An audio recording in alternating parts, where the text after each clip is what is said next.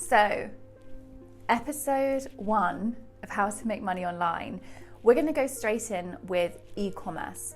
So, selling goods online for a profit. So I'm just going to mark on my whiteboard which platforms are specifically marketplaces and which platforms are specifically e-commerce websites where you can host your own shop. So I don't know if I have everything here, but I'm just going to mark up some of the ones I can see already.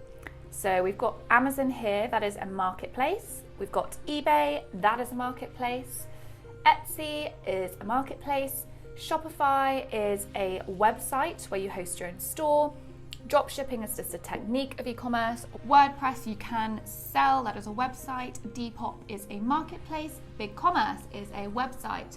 Blogging, influencers, ebooks, and freelancing are all different methods. So when you're starting your e-commerce business, you really need to think about where do you want to start selling your products. I'm going to go through the different pros and cons of either a website of your own or selling on a marketplace.